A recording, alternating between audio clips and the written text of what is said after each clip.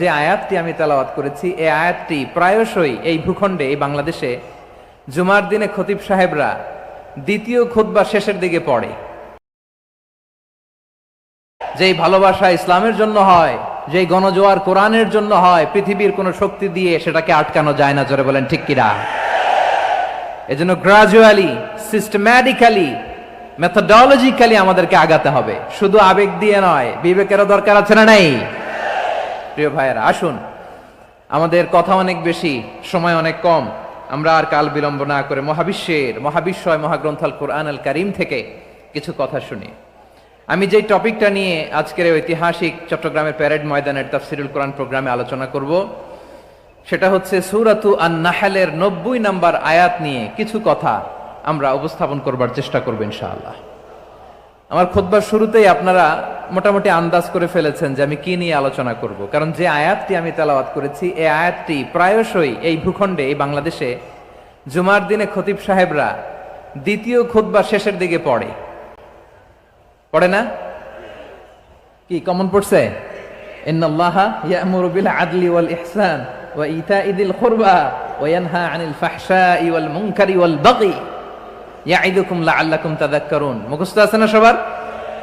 আসুন আমরা এই আয়াতের সরল অর্থ, এর মর্মবাণী, এর সংক্ষিপ্ত তাফসীর সবাই মিলে আজকের এই প্রোগ্রাম থেকে উদ্ধার করার চেষ্টা করি। আপনারা মনোযোগী আছেন তো? ইনশাআল্লাহ। এই আয়াতটা অনেক কম্প্রিহেন্সিভ একটা আয়াত। সাইয়েদনা আব্দুল্লাহ ইবনে মাসউদ রাদিয়াল্লাহু তাআলা আনহু উনি বলেছেন, ইন্নাহা মিন আজমাই আয়াতিল কুরআন, এটা কোরআনের সবচেয়ে জামে মানে আয়াত। যদিও ছোট্ট আয়াত, অল্প কিছু কথামালা, কিন্তু তিনি বলতেন এটা কোরআনের সবচাইতে জামে মানে সবচেয়ে কম্প্রিহেন্সিভ একটা আয়াত, যেখানে কথা কম, শব্দ কম, কিন্তু এটার দোতনা, এটার আবেদন, এটার মিনিং অনেক বেশি। সুবহানাল্লাহ। এই আয়াতে আল্লাহ তাআলা বেসিক্যালি আমাদেরকে 3টা বিষয়ে আদেশ করেছেন আর 3টা বিষয়ে বারণ করেছেন, মানে নিষেধ করেছেন। আওয়াজ করে বলুন, আদেশ করেছেন কয়টা? প্রিয় চট্টলার ভাইয়েরা, আমার মতো এই যে 3 আঙ্গুল উঁচু করে বলেন, আদেশ করেছেন কয়টা? আবার নিষেধও কয়টা? মানবো তো আমরা ইনশাআল্লাহ? বলেন সবাই। 3 do's and 3 don'ts, do's and don'ts, 3টা আদেশ, 3টা নিষেধ। এই 3টা আদেশ আর 3টা নিষেধের ভেতরে আল্লাহ তাআলা গোটা ইসলামী শরিয়ার মূল নির্যাসকে ঢুকিয়ে দিয়েছেন। সুবহানাল্লাহ।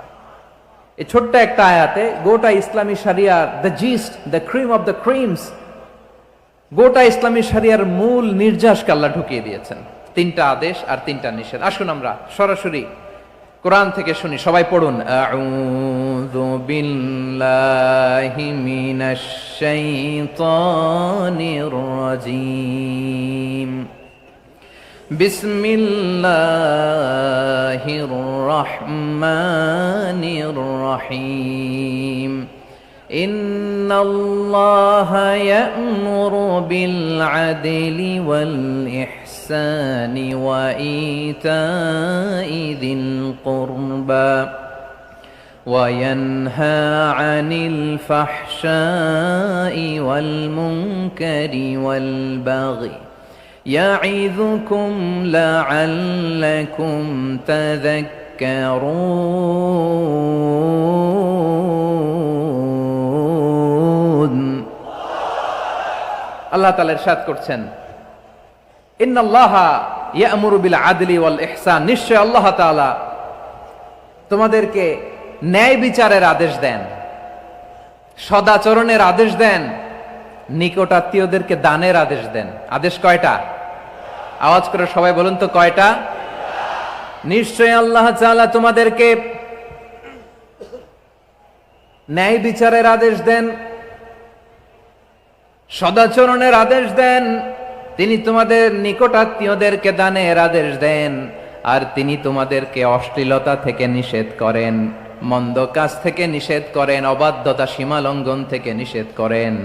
তিনি তোমাদেরকে উপদেশ দেন যাতে তোমরা শিক্ষা গ্রহণ করো।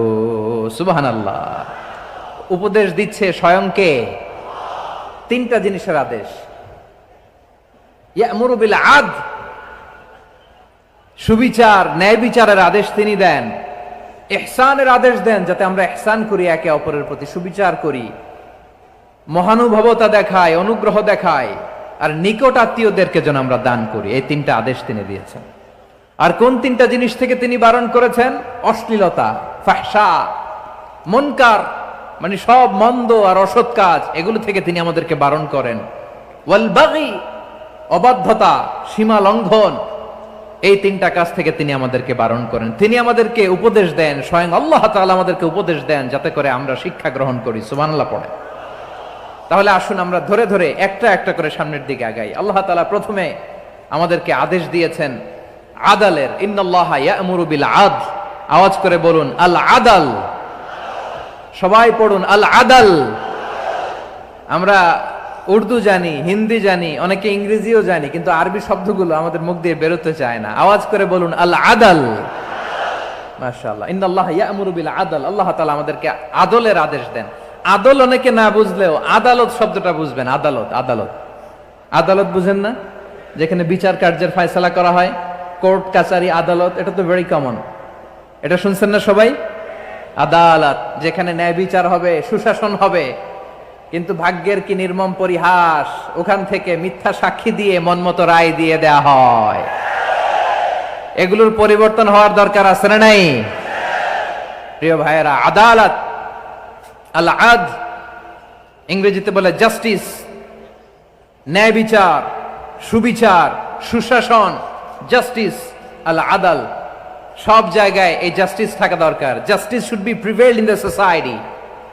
The mission of all prophet was to uphold the justice. সব নবীর মিশন ছিল এই জাস্টিসকে, আদালকে, সুশাসন আর সুবিচারকে নিশ্চিত করা। পড়েন সুবহানাল্লাহ।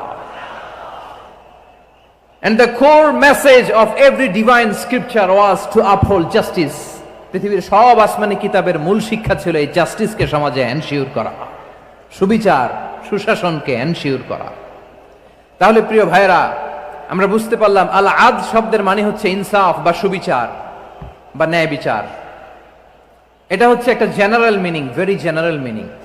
আপনি যদি ইন ডেপথ বুঝতে চান, আরো ভেতরে যান, তাহলে আদাল মানে হচ্ছে সমন্বয়, আদাল মানে হচ্ছে ভারসাম্য, ব্যালেন্স, আদাল মানে হচ্ছে মধ্যম পন্থা। সুবহানাল্লাহ পড়েন। কারণ সব সময় সমান সমান হইলেই সুবিচার হয় না। কথা কি বুঝতেছেন? ইসলামের দ্য কনসেপ্ট অফ আদাল, এটা এমন আদাল, এটা সব সময় সমান সমান নয়। যখন সমান সমান দেয়া দরকার, ইসলাম সমান সমান দেয়। যখন ব্যালেন্স করা দরকার, চেক এন্ড ব্যালেন্স, সমন্বয়, ভারসাম্য করা দরকার, তখন ইসলাম ভারসাম্য করে দেয়। এটার নাম আদাল। সুবহানাল্লাহ। সহজ করে আপনাদেরকে বুঝাই। যেমন ধরুন, একটা পরিবারের 3 জন সদস্য, স্বামী, স্ত্রী আর সন্তান। তাদের সকালবেলার ব্রেকফাস্টে স্বামীর, সকালের নাস্তায় স্বামীর 3টা রুটি লাগে, স্ত্রীর 2টা লাগে, আর সন্তানের 1টা রুটি লাগে। এখন আমি যদি সমান সমান করে আদল করতে চাই, সবাইকে যদি 3টা করে রুটি দেই, তাহলে স্বামী বেচারার জন্য ঠিক আছে? কি বলেন? কথা কি বুঝতেছেন না কষ্ট হয়ে যাচ্ছে? যদি সমান সমানের নিয়মে আগাই, তাহলে 3টা করে যদি রুটি দেই, স্বামীর জন্য ওকে, কিন্তু স্ত্রীর জন্য 1টা বেশি হয়ে যায়। আর সন্তানের জন্য কয়টা বেশি হয়? আচ্ছা, এই তো বুঝতেছেন, মাশাআল্লাহ। আচ্ছা, 2টা করে যদি সবাই রে দেয় সমান সমান নীতিতে, তাহলে স্ত্রীর জন্য, স্ত্রী বেচারির জন্য ঠিক আছে, কিন্তু স্বামীর কয়টা কম পড়ে? আর সন্তানের বেশি হয়ে যায় কয়টা? আচ্ছা, সমান সমান নীতিতে সবাইকে যদি সকালের নাস্তার জন্য 1টা করে রুটি দেই, সন্তানের জন্য ঠিক আছে, কিন্তু স্ত্রী বেচারির কম পড়ে কয়টা? স্বামীর কম পড়ে কয়টা? 2টা। কথা কি বুঝতেছেন? আর আমি যদি স্বামীকে দেই 3টা, স্ত্রীকে দেই 2টা, আর সন্তানকে দেই 1টা, তাহলে কারো অপচয় হবে না। যার যতটুকু দরকার ঠিক ততটুকুই কাজে লাগবে। চিল্লায় বলেন ঠিক কিনা? এটাই হচ্ছে ইসলামের আদাল, যেখানে যার যতটুকু দরকার তাকে সেখানে ঠিক ততটুকু দিয়ে দেওয়ার নামই হচ্ছে আদাল। চিল্লায় পড়েন আল্লাহু আকবার। রব্বুল আলামিন বলেন, ইউসিকুমুল্লাহু ফি আওলাদিকুম লিযযাকারি মিসলু হাযযিল উনসায়াইন। আল্লাহ তোমাদেরকে ওসিয়ত করেন, তোমাদেরকে আদেশ দেন, উত্তরাধিকার সম্পদ যখন বন্টন হবে, ছেলেরা যতটুকু পাবে, মেয়ে পাবে তার অর্ধেক। সুবহানাল্লাহ বলেন। দেখেন, ছেলে যদ্দূর, মেয়ে অর্ধেক, ছেলে ডবল পাবে। আপাত দৃষ্টিতে মনে হয় এখানে অবিচার হয়েছে, কিন্তু আসলে কি অবিচার হয়েছে? আপনি বিয়ের ক্ষেত্রে যান, ওইখানে আবার ছেলে মোহরানা দেয়, মেয়ে সেখানে মোহরানা পায়। তাহলে চেক এন্ড ব্যালেন্স, ভারসাম্য, ব্যালেন্স, মধ্যম পন্থা এখানে আছে না নাই? এটাই হচ্ছে ইসলামের আদল। আল্লাহ তাআলা এই আদলের আদেশ দিয়েছেন, সুবিচার, ন্যায় বিচার, সুশাসন এবং ভারসাম্যের আদেশ দিয়েছেন। প্রিয় ভাইয়েরা, একটি শান্তিময় সমাজ, একটা সমৃদ্ধ সমাজ, একটা মানবিক সমাজ যদি আমরা পেতে চাই, এই আয়াতের মধ্যে যতগুলো পয়েন্ট আছে সবগুলোর বাস্তবায়ন লাগবে। কথা বুঝতে পেরেছেন? বলেন, আওয়াজ করে বলেন, আমরা একটা শান্তির সমাজ চাই কি চাই না? আমরা একটা সমৃদ্ধ বাংলাদেশ চাই কি চাই না? আমরা একটা মানবিক বাংলাদেশ চাই কি চাই না? এই আয়াতে আল্লাহ তাআলা একটা মানবিক সমাজের রূপরেখা টেনেছেন। তার প্রথম কথা হচ্ছে ইন্নাল্লাহা ইয়ামুরু বিল আদল। আল্লাহ তাআলা তোমাদেরকে আদলের নির্দেশনা দেয়, সুবিচার, সুশাসনের নির্দেশনা দেয়। যে সমাজে আদল থাকে না, সে সমাজে জুলুম মানুষের ঘাড়ে চেপে বসে। আদলের বিপরীত হচ্ছে জুলুম। আদলের বিপরীত কি? জুলুম বা জাওর, অত্যাচার, অবিচার, বৈষম্য। এই যে বৈষম্য বিরোধী ছাত্র আন্দোলন কেমন পড়ছে? এই যে একজন সমন্বয়ক তো দেখা করলো আমার সাথে। জুলুম মানে হচ্ছে বৈষম্য। বৈষম্যের স্থান ইসলামে নাই, অবিচারের স্থান ইসলামে নাই, জুলুমের স্থান ইসলামে নাই। আল্লাহ তাআলা বলেন যে আমি জুলুমকে নিজের জন্য হারাম করেছি এবং তোমাদের জন্য হারাম করেছি। বিশ্বনবী ফরমান, আল্লাহ তাআলা বলেন হাদিসে কুদসিতে, ইয়া ইবাদি ইন্নী হারামতুয যুলমা আলা নাফসি ওয়া জাআলতুহু বাইনাকুম মুহাররামান ফালা তাযালামু। আমার গোলামেরা শোনো, নিশ্চয় আমি আল্লাহ তাআলা জুলুমকে আমি আমার উপরে হারাম করেছি, অনুরূপভাবে জুলুম করাকে তোমাদের উপরেও হারাম করেছি। ফলে ফালা তাযালামু, তোমরা একে অপরের সাথে জুলুম করো না। নির্দেশনাটা কার? খবরদার, জুলুমের সাথে আমাদের কোনো সম্পর্ক নাই। আল্লাহ তাআলা আদলের আদেশ দিয়েছেন, আদালতের আদেশ দিয়েছেন, সুশাসনের, ন্যায় বিচারের আদেশ দিয়েছেন। ইন্নাল্লাহা ইয়ামুরু বিল আদল, আমাদেরকে আদল প্রতিষ্ঠা করতে হবে। জুলুমের সাথে ইসলামের কোনো সম্পর্ক নাই। আল্লাহ তাআলা জালিমদের জন্য কঠিন শাস্তি প্রস্তুত করে রেখেছেন। যারা এই আদলকে ভুলুণ্ঠিত করে জুলুমের রাস্তায় হাঁটতে চায়, তাদের প্রাপ্য কিয়ামতের ময়দানে বুঝিয়ে দিবে কে? আল্লাহ তাআলা তাদের প্রাপ্যকে বুঝিয়ে দিবেন। এজন্য বিশ্বনবী বলে, খবরদার, তোমরা ইনসাফ করবে, আদল করবে, জুলুম করবে না। আর যুলমু যুলুমাতুন ইয়াউমাল কিয়ামা, জুলুম কিয়ামতের দিন অন্ধকার হয়ে জালিমের ঘাড়ে চেপে বসবে। আবার বিশ্বনবী বলতেন, ইত্তাকি দাওয়াতাল মাজলুম, খবরদার, তোমরা মজলুমের কান্নাকে ভয় করো। ফাইন্নাহু লাইসা বাইনাহু ওয়া বাইনাল্লাহি হিজাব, কেননা মজলুমের কান্নার মাঝে আর আল্লাহর আরশের মাঝে কোনো পর্দা থাকে না। বিশ্বাস হয়? এই কথা বিশ্বাস হয়? এর জলজন্ত প্রমাণ তো আমরা নিজেরাই দেখলাম। হ্যাঁ, মজলুমের কান্না ফুলে ফেপে মহিরুহ হয়ে, পাহাড়ের মতো হয়ে, বিস্ফোরিত হয়ে জালিমের মসনদকে ছারখার করে দিয়েছে। এর প্রমাণ তো আমরা নিজেরাই তো দেখলাম। জালিমের পরিণতি কি হয় আমরা জীবদ্দশাই তো দেখলাম। এমনও কোনো জুলুম নাই যে হয় নাই, ঠিক কিনা বলেন? আহারে জুলুম, আহারে জুলুম। রিসেন্টলি আয়না ঘরের কিছু ছবি প্রকাশিত হয়েছে সোশ্যাল মিডিয়ায়, দেখেছেন আপনারা? হ্যাঁ, ছোট্ট একটা জায়গা, স্বাধীন মানুষকে প্রাণীর মতো, পাখির মতো খাঁচায় বন্দি করে রেখেছে। কখন দিন কখন রাত কিচ্ছু জানে না, কখন দিন কখন রাত কিছু জানে না। বছরের পর বছর কেটে গিয়েছে। এক্সট্রা জুডিশিয়াল কিলিং এর কোনো হিসাব নাই, বিচার বহির্ভূত হত্যা, এনফোর্স ডিসঅ্যাপিয়ারেন্স, গুম, যেটা সবচাইতে বড় মানবতা বিরোধী অপরাধ।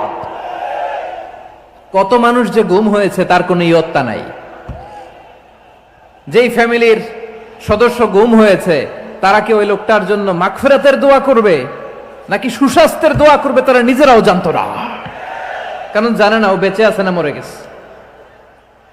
আহা, বিডিআর নওজওয়ানদের যারা ছাড়া পেল দেখলাম বিনা অপরাধে, কোনো অন্যায় ছাড়া, অপরাধ ছাড়া তাদের জীবন থেকে, তাদের তারুণ্যের, তাদের যৌবনের 15 বছর, 16 বছর, 17 বছর নাই। 6 মাস বয়সের ছোট বাচ্চাকে রেখে জেলে গেছে। 6 মাসের মেয়ে বেরোয় দেখে মেয়ের বয়স 17 বছর। মেয়ে বাবারে চিনে না, বাবা মেয়েরে চিনে না। মেয়েকে এখন বিয়ে দিয়ে আরেক ছেলের হাতে তুলে দিবে। মেয়ের শৈশব বাবা দেখে নাই, মেয়ের কৈশোর বাবা দেখে নাই, মেয়ের তারুণ্য দেখে নাই। আরেক যুবককে দেখলাম 14 বছরের 14 দিনের সংসার, 2 সপ্তাহের সংসার শেষে জেলে গেছে। কত যুবকের যে স্ত্রী চলে গিয়েছে ফ্যামিলি ছেড়ে, কারণ জানে না তো কবে আসবে, কি হবে, কেউ জানতো না। দাম্পত্য জীবনের মাত্র 14 দিনের স্মৃতি, এই স্মৃতিকে আঁকড়ে ধরে এক বোন 16টা বছর, 17টা বছর কাটিয়ে দিয়েছে। আমি নিউজটা দেখে ভাবলাম, আমার এই বোনের প্রতিটি দিন কিভাবে কেটেছে, প্রতিটি রাত কিভাবে কেটেছে, প্রতিটি ক্ষণ কিভাবে কেটেছে। বিশ্বনবী বলেছেন, ইত্তাকি দাওয়াতাল মাজলুম ফাইন্না লাইসা বাইনাহু ওয়া বাইনাল্লাহি হিজাব। মাজলুমের কান্নাকে ভয় করো, কারণ মাজলুমের কান্না আর আল্লাহর মাঝে কোনো পর্দা থাকে না। আমরা আর এরকম কোন জুলুম বাংলাদেশে দেখতে চাই না। জোরে বলেন ঠিক কিনা? আর কেউ নতুন করে জালিম হোক আপনারা চান? আবার নতুন করে কেউ ফ্যাসিস্ট হোক আপনারা চান? এক দল আরেক দলকে নিশ্চিহ্ন করার রাজনীতিতে মেতে উঠুক, এটা আপনারা চান? আমরা বাংলাদেশকে আদল দিয়ে সাজাতে চাই। আমরা এই 56,000 বর্গ মাইলের প্রতিটা ইঞ্চি মাটিকে কোরআনের আইন দিয়ে সাজাতে চাই। রাজি আছেন আপনারা? কারা কারা রাজি দেখান হাত তুলে আল্লাহকে।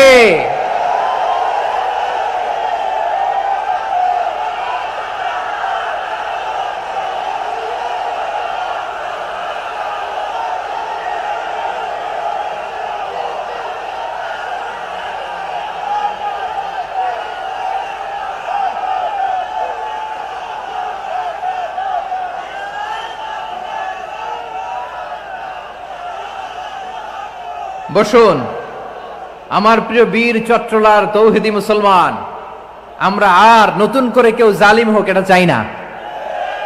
নতুন করে আবার কেউ ফ্যাসিস্ট হোক আমরা চাই না। এক দল আরেক দলকে নিশ্চিহ্ন করার রাজনীতি করুক আমরা চাই না। আমরা সুশাসনের বাংলাদেশ চাই। আমরা মানবিক বাংলাদেশ চাই। আমরা একটা সমৃদ্ধ বাংলাদেশ চাই। আমরা বিশ্বের বুকে সম্মান নিয়ে মাথা উঁচু করে দাঁড়াতে চাই, ঠিক কিনা বলেন? আল্লাহ বললেন, এটা যদি তোমরা চাও, একটা সমৃদ্ধ সমাজ যদি বিনির্মাণ করতে চাও, মানবিক সমাজ যদি বিনির্মাণ করতে চাও, আমি তোমাদেরকে সেজন্য প্রথমেই আদালতের নির্দেশ দিলাম। ইন্নাল্লাহা ইয়া'মুরু বিল আদল, নিশ্চয় আল্লাহ তাআলা তোমাদেরকে ন্যায় বিচার, সুশাসন এটার আদেশ দেন। সুবহানাল্লাহ।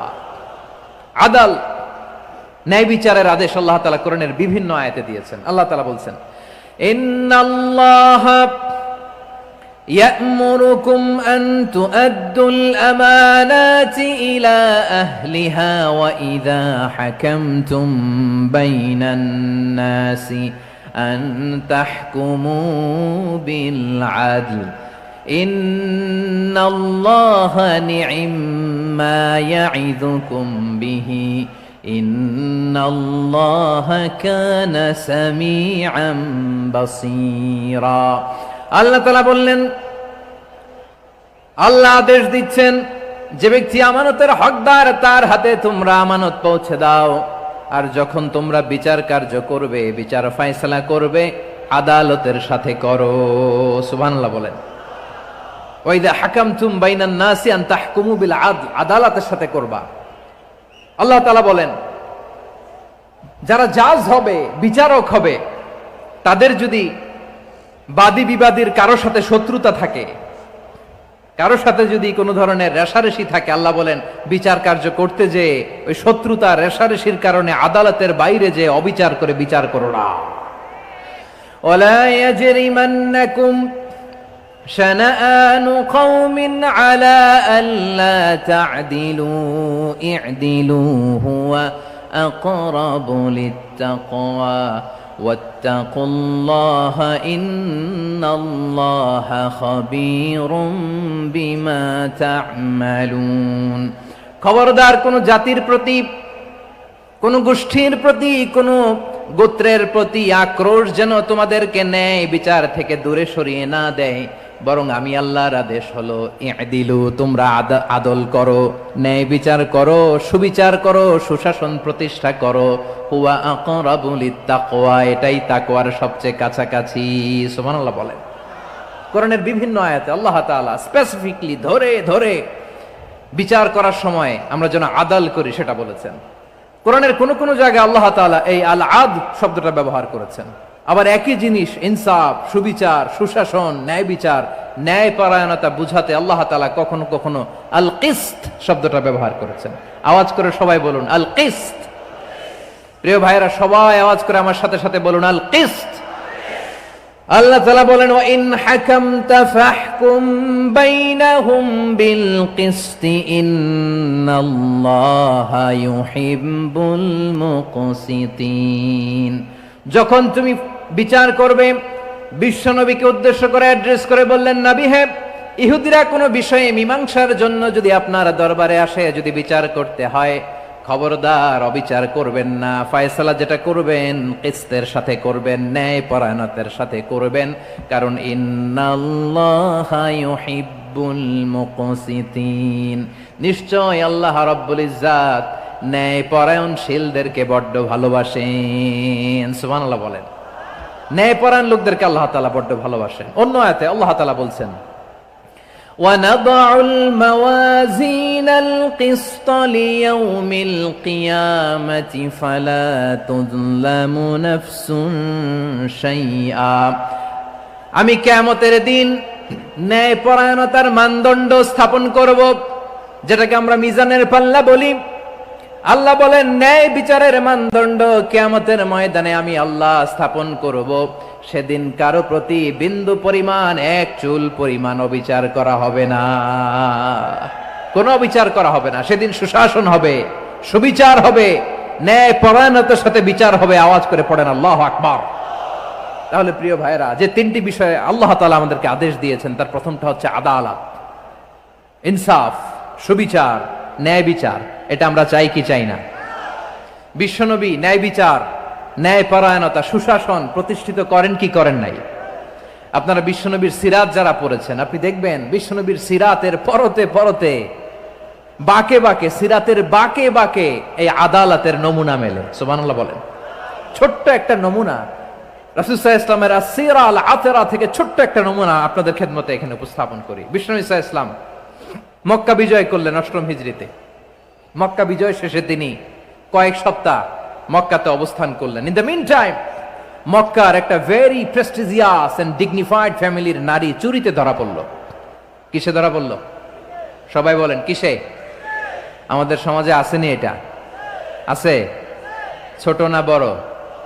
হ্যাঁ, হিসাব করে শেষ করা যায় না। ৩.৫ লাখ কোটি টাকা নাই উন্নয়ন প্রকল্পের নামে।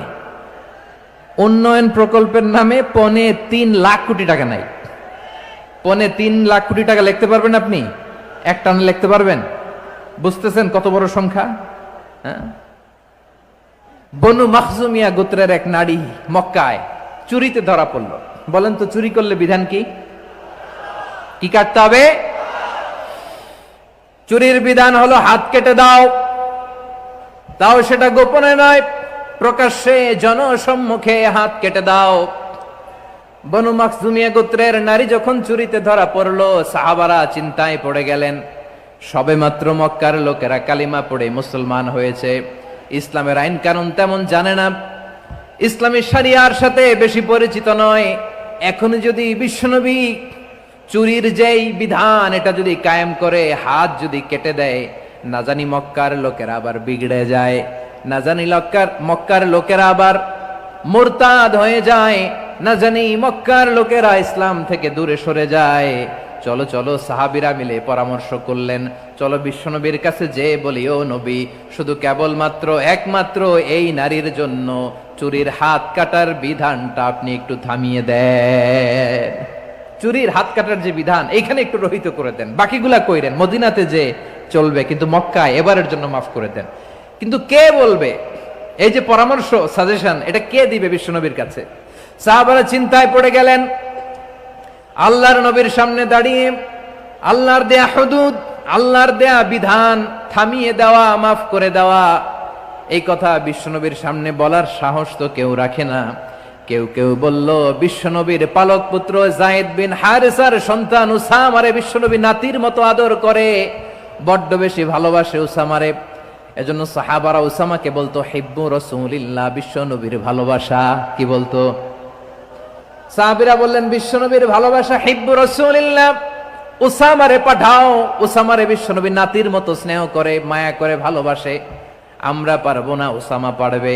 সবাই মিলে ফুলিয়ে ফুসিয়ে ওসামাকে, ছোট্ট ওসামাকে রাজি করালো। ওসামা, এমন এমন কথা যে তুমি বিশ্বনবীর কাছে বলতে হবে, পারবা নাকি? ওসামা বলে, পারবো। সাইয়েদনা ওসামা রাদিয়াল্লাহু তাআলা আনহু তরুণ সাহাবী বিশ্বনবীর কাছে গেলেন, যে বললেন, নবী, বনু মাখজুমিয়া গোত্রের এক নারী চুরিতে ধরা পড়েছে, এবারের জন্য কি এই মহিলাটারে মাফ করে দিলে হয় না? এবারের জন্য একটু ক্ষমা করা যায় না নবী? বিশ্বনবী বলেন, আতাশফাউ ফি হাদ্দিম মিন হুদুদিল্লাহ, তোমার এত বড় সাহস উসামা, তুমি আল্লাহর হাদ, আল্লাহর দেয়া বিধান, এটার ব্যাপারে সুপারিশ করতে এসেছো? তোমরা কি জানো তোমাদের আগে যত কওম, যত গোত্র, যত জনপদ ধ্বংস হয়েছে তার কারণ ছিল তাদের মধ্যে গরিবরা অন্যায় করলে তারা বিচার করত, আর ধনীরা অন্যায় করলে তারা মাফ করে দিত। খবরদার! ওয়া আইমুল্লাহ লাউ আন্না ফাতিমাতা বিনতি মুহাম্মাদিন সারাকাত লাকাতা মুহাম্মাদুন ইয়াদাহা। বিশ্বনবী বললেন, আরে ওসামা, বানু মাখজুমিয়ার ওই প্রেস্টিজিয়াস এন্ড ডিগনিফাইড ফ্যামিলির মেয়ে তো দূর কি বাত, অনেক দূরের কথা। জেনে রেখো ওসামা, আমার কলিজার টুকরা, নয়নের পুটুলি ফাতেমাও যদি মক্কার জমিনে আজকে এই চুরির দায়ে ধরা পড়তো, আমি বিশ্বনবী মুহাম্মাদুর রাসূলুল্লাহ ধরে ফাতেমার ডান হাতটা কেটে দিতে এক বিলম্ব দেরি করতাম না। ইন্নাল্লাহা ইয়া'মুরু বিল আদল, আমাদেরকে জাস্টিস শিখায়। পশ্চিমারা আমাদেরকে ইনসাফ শিখায়, আমাদেরকে সুশাসন শিখায়। আর ইনসাফ, সুশাসন, ন্যায় বিচার, সুবিচার, জাস্টিস কারে বলে বিশ্বনবীর বায়োগ্রাফি থেকে জেনে নাও। এই ছিল বিশ্বনবী সাল্লাল্লাহু আলাইহি ইসলামের আদালতের নমুনা। আপনি যদি সাইয়েদনা ওমর ফারুকের জীবনের দিকে তাকান, এমন কঠোর, এমন বীর সেনানী ছিলেন। সাইয়েদনা ওমর ফারুক যদি রাস্তার এই মাথা দিয়ে হাঁটা শুরু করতেন, শয়তান ওমর ফারুককে দেখলে ওই রাস্তা রেখে দিয়ে অন্য রাস্তা দিয়ে হাঁটতো। সুবহানাল্লাহ। ওমর ফারুক রাদিয়াল্লাহু তাআলা আনহু কি পার্সোনালিটি ছিল, কি পার্সোনালিটি! আমাদের এলাকায় ছোট বাচ্চারা রাতে ভাত খেতে চায় না, আমার মেয়েটাও খেতে চায় না। এই এটা দিব, ওইটা দিব, আজকে মাহফিলে আসার সময় বলে দিছে লিস্ট করে, এটা এটা আনতে হবে। তো ছোট্ট বাচ্চাদের অনেক বায়না থাকে, ওরা রাতে খেতে চায় না। তো মায়েরা বিভিন্ন ভয় দেখায়, এই বাঘ আসবে, বাঘ আসবে খাও, এই ভূত আসবে, ভূত আসবে খাও। আপনারা কি বলেন চট্টগ্রামে? কি আসবে? হ্যাঁ, ভূত, ভূত, ভূত আসবে, বাঘ আসবে, খাও খাও খাও, তাড়াতাড়ি খাও। তো বাচ্চারা এগুলো শুনে ভয়ে খেতে শুরু করে। মদিনার জমিনেও একই ঘটনা ঘটতো। মদিনার ছোট্ট ছোট্ট সোনামণিরা খেতে চাইতো না। তো মায়েরা বলতো, হা হুয়া ইয়াতি উমর, হা হুয়া ইয়াতি উমর, ওই যে উমর আসতেছে, উমর। ওমরে ফারুকের কথা শুনলেই বাচ্চারা একেবারে ঠান্ডা। সুবহানাল্লাহ পড়বেন না? প্রভু তুমি বলেছ রাসূল দেবে না, বলনি দেবে না ওমর, বলনি দেবে না হামজা তারিক, খালিদ বিজয় সমর। প্রভু তুমি বলেছ রাসূল দেবে না, বলনি দেবে না ওমর, বলনি দেবে না হামজা তারিক, খালিদ বিজয় সমর। প্রভু তুমি বলেছ রাসূল দেবে না। আল্লাহু আকবার। ওমর ফারুক রাদিয়াল্লাহু তাআলা আনহু, ওনার কথা শুনলে গায়ের মধ্যে গুজবাম হয়, গায়ের পশমগুলো দাঁড়িয়ে যায়। সুবহানাল্লাহ বলেন। কি পার্সোনালিটি ছিল, কি ব্যক্তিত্ব ছিল! মুনাফিকরা ওমর ফারুককে জমের মতো ভয় পেতেন। শয়তান, খুদ শয়তান এই রাস্তা দিয়ে আসলে শয়তান অন্য রাস্তা দিয়ে হাঁটতো। ওমরে ফারুক রাদিয়াল্লাহু তাআলা আনহুর জীবনে যদি দেখেন, তাহলে সেখানে আপনি আদালতের, ইনসাফের, সুশাসনের, জাস্টিসের নমুনা দেখতে পাবেন। কয়টা শুনবেন? সাইয়েদনা ওমরে ফারুকের রাদিয়াল্লাহু তাআলা আনহুর সন্তান আব্দুর রহমান মিশরে মদ খেয়ে মদ্যপ অবস্থায় ধরা পড়েছে। মদ খাওয়ার কারণে, মদ যদি কেউ পান করে আর যদি প্রমাণিত হয়, তার বিচার হলো 80 বেত। আওয়াজ করে বলেন কয় বেত? বাংলাদেশেও তো এই আইন আছে নাকি? বাংলাদেশে আছে? হ্যাঁ, মদ খাইলে 80 বেত, এই আইন বাংলাদেশে চালু হোক। আমরা চাই কি চাই না? চাই সবাই। এজন্যই তো ইসলাম ভাল লাগে না। ইসলামকে ভাল লাগে না, ইসলামকে আউট করে রাখতে পারলেই তো এরকম বড় বড় বোতল খাওয়া যায়। একেবারে সহজ, পানির মতো সহজ, হিসাব একেবারে সহজ। ওমরে ফারুক রাদিয়াল্লাহু তাআলা আনহুর ছেলে ভুল করে মদ পান করে ফেলেছিলেন। আব্দুর রহমান, ঘটনা ঘটেছে মিশরে। মিশরের গভর্নর তখন আমর ইবনুল আস রাদিয়াল্লাহু তাআলা আনহু। আব্দুর রহমানের ভাই যে গভর্নরকে বলল, গভর্নর যদি একটু দয়া করেন, খলিফার ছেলে আমার ভাই আব্দুর রহমান মদ্যপ অবস্থায় ধরা পড়েছে, জনসম্মুখে যদি আপনি বেত্রাঘাত করেন আমাদের প্রেস্টিজ থাকে না, যদি 80 বেত আপনি মারেন আমার কোনো কথা নাই, কিন্তু ঘরের ভেতরে মারেন। আব্দুর রহমানের ভাইয়ের সুপারিশ শুনে সাইয়েদনা আমর ইবনুল আস রাদিয়াল্লাহু তাআলা আনহু রাজি হয়ে গেলেন। ঘরের ভেতরে লোকচক্ষুর আড়ালে 80 বেত তিনি মানলেন। কিন্তু ঘটনাক্রমে এই কথা লুকিয়ে লুকিয়ে ঘরের ভেতরে 80 বেত মারার কথা সাইয়েদনা ওমরে ফারুক মদিনা থেকে জানতে পারলেন। মদিনা থেকে তিনি ফরমান জারি করলেন, এই বিচার যেমনটি আমর ইবনুল আস আদায় করেছে, এটা প্রকৃতপক্ষে আদায় হয় নাই। আসো সবাই মদিনায় আসো, আমর ইবনুল আস মদিনায় আসো, আব্দুর রহমানও আসো, সবাই আসো, জনসম্মুখে এই বিচার কার্যকর করতে হবে। সাইয়েদনা ওমরে ফারুক মসজিদে নববীর পিলারের মধ্যে নিজের ছেলেকে বাঁধলেন, আবার জনসম্মুখে 80টা বেত তার গায়ের মধ্যে মারলেন। মাজমুয়ে ফাতাওয়া ইবনে তাইমিয়া রাহিমাহুল্লাহ উনি এটা নকল করেছেন। এটা সবচেয়ে বিশুদ্ধ মত। আরো অনেক মত আছে, মারা গেছে কবরের উপর, ওগুলো বাদই দিলাম। কেমন খলিফা ছিলেন, কেমন খলিফা! পশ্চিমারা তোমরা জাস্টিস আমাদেরকে শেখাও, ইনসাফ কারে বলে, সুশাসন আমাদেরকে তোমরা শিখাও। ওমরে ফারুক রাদিয়াল্লাহু তাআলা আনহু ওই বিচারকে তিনি ধর্তব্য মনে করেন নাই। মদিনাতে এনে আবার জনসম্মুখে আবার 80 বেত মেরেছেন। মিশরে ওমরে ফারুক রাদিয়াল্লাহু তাআলা আনহু আমর ইবনুল আসকে গভর্নর করে পাঠালেন। সেখানে আমর ইবনুল আসের ছেলে একটা প্রতিযোগিতায় রানার আপ হয়েছে। এক মিশরি সেখানে চ্যাম্পিয়ন হয়েছে। রানার আপ বুঝতে পেরেছেন তো? রানার আপ সেকেন্ড হয়েছে, এক মিশরি হয়েছে চ্যাম্পিয়ন প্রথম। কিন্তু গভর্নরের ছেলে ও জিততে পারে নাই। ও রাগে ওই মিশরির গায়ের মধ্যে কয়েকটা লাঠি দিয়ে বাড়ি মেরেছে। মিশরি যে মদিনাতে ওমরে ফারুকের কাছে বিচার দিলেন, আপনার গভর্নরের ছেলে অন্যায়ভাবে আমার গায়ে হাত তুলেছে। সাইয়েদনা ওমরে ফারুক আবার ফরমান জারি করলেন, আসো মদিনাতে আসো। মিশরীকে ডাকলেন। ওই মিশরের গভর্নর আমর ইবনুল আস রাদিয়াল্লাহু তাআলা আনহুকে ডাকলেন, তার ছেলেকেও ডাকলেন। সবাই বসে রইল। আমর ইবনুল আস রাদিয়াল্লাহু তাআলা আনহু মাথা নিচু করে বসে আছেন, লজ্জায় কাচুমাচু। হায় হায়, আজকে আমার ছেলের কারণে আমিরুল মুমিনিন খলিফাতুল মুসলিমিন ওমরে ফারুকের কাছে আমি জনসম্মুখে লজ্জিত হচ্ছি। সাইয়েদনা ওমরে ফারুক বললেন, এই নাও লাঠি, গভর্নরের ছেলে তোমার মাথার মধ্যে যতগুলো বাড়ি মেরেছে, আজকে জনসম্মুখে তুমি অতগুলা বাড়ি মারো।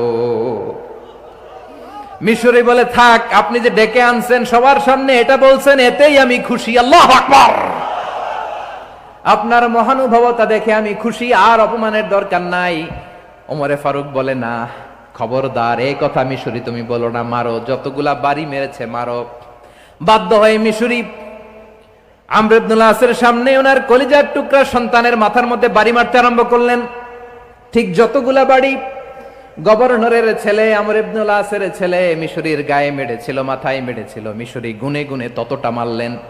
এই দৃশ্য দেখে ওমরে ফারুক রেগে মেগে আগুন, রাগের চোটে রাগ, সামলাতে না পেরে আর নিজেকে সামলাতে না পেরে মিশরীরে বললেন, ছেলেরে মারা শেষ হয়ে গেলে এবার বাবার টাক মাথার মধ্যে কয়েকটা বাড়ি মার। রাগের চোটে, আউট অফ অ্যাঙ্গার, রাগের চোটে, যে আমার পাঠানো গভর্নর আমর ইবনুল আস তার ছেলেকে কেন আদব তারবিয়া কেন শিক্ষা দিতে পারে না, ছেলেরে মারা হইলে এবার আমর ইবনুল আসের মাথার মধ্যে দুইটা মারো। এটা রাগে বলেছেন, এটা শাস্তি হিসেবে না। সুবহানাল্লাহ পড়ে। তোমরা আমাদেরকে সুশাসন শিখাও, আমাদেরকে সুশাসন শিখাও। বিশ্বনবী বলেন আদাল এটা যেন তেন বিষয় না, এটা দিয়েই মানবিক সমাজ গড়তে হবে। আল্লাহ তাআলা কিয়ামতের কঠিন ময়দানে, যেদিন স্বামী স্ত্রীকে চিনবে না, স্ত্রী স্বামীকে দেখে পালিয়ে যাবে, বন্ধু বন্ধুরে চিনবে না, পীর সাহেব মুরিদরে চিনবে না, মুরিদ পীর সাহেবরে চিনবে না, দলের কর্মী তার নেতারে চিনবে না, নেতা তার কর্মীরে চিনবে না, বন্ধু বন্ধুরে দেখে পালাবে। এই কঠিন মুহূর্তে সূর্যটা মাথার কাছে চলে আসবে, জমিনটা তামার জমিন হবে, আজকের জমিনের মতো নয়। মানুষ ঘর্মাক্ত, ক্লান্ত, শ্রান্ত মাথার মগজগুলো কানের ছিদ্র আর নাকের ছিদ্র দিয়ে বেয়ে বেয়ে পড়বে। বিশ্বনবী ফরমান কিয়ামতের ওই কঠিন ময়দানে 7 শ্রেণীর ব্যক্তিকে রব্বুল আলামিন তার আরশের নিচে ছায়া দিবেন। তার মধ্যে প্রথম শ্রেণীর ব্যক্তি হলো ইমামুন আদিল। ইমামুন আদিল, ন্যায়পরায়ণ শাসক, যে ইনসাফের সাথে বিচার করে, যে জাস্টিস সমাজে সার্ভ করে, যে সুশাসন নিশ্চিত করে, ওই ইমামুন আদিল। আদিল শব্দটা বুঝছেন না? ইন্নাল্লাহা ইয়া'মুরু বিল আদল, পাইছেন? আদিল। 7 শ্রেণীর ব্যক্তিকে আল্লাহ তাআলা সুশীতল আরশের নিচে ছায়া দিবেন, যেদিন তার দেয়া ছায়া ছাড়া কোনো ছায়া থাকবে না। এর প্রথম হচ্ছে ইমামুন আদিল, ন্যায়পরায়ণ শাসক। চিল্লায় বলেন সুবহানাল্লাহ। আবার বিশ্বনবী বললেন ইন্নাল মুকসিতিনা ইনদাল্লাহি আলা মানাবিরা মিন নূর আন ইয়ামিনির রহমান। কিয়ামতের দিন যারা ন্যায়পরায়ণ হিসেবে আল্লাহর সামনে দাঁড়াবে, কিয়ামতের দিন রব্বুল আলামিন তার আরশের ডান দিকে ওই ন্যায়পরায়ণ লোকদের জন্য আরশের ডান দিকে একটা নূরের মিম্বারে তাদেরকে বসার সুযোগ করে দিবে। আল্লাহর আরশের ডান দিকে ন্যায়পরায়ণ লোকদের জন্য আল্লাহ তাআলা নূরের মিম্বার বানাবে। 4 থেকে কথা মনে করেছেন?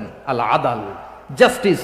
ইন্নাল্লাহা ইয়া'মুরু বিল আদল। আল্লাহ তাআলা এই আদালতের নির্দেশনা দেয়, সুবিচার, সুশাসন। প্রিয় ভাইয়েরা, এটা আমরা বাংলাদেশে চাই কি চাই না? এই যে অরাজকতা, এই যে অন্যায়, এই যে জুলুম, এই যে ইনকনসিস্টেন্সি, সমাজের অসঙ্গতি, এর প্রধান কারণ জাস্টিস নাই, সুবিচার নাই, সুশাসন নাই। শেষবারের মতো আওয়াজ করে বলেন তো, আমরা বাংলাদেশে আদল চাই কি চাই না? তাহলে প্রথম নির্দেশনা শেষ। আল্লাহ তাআলা তোমাদেরকে আদলের আদেশ দেন।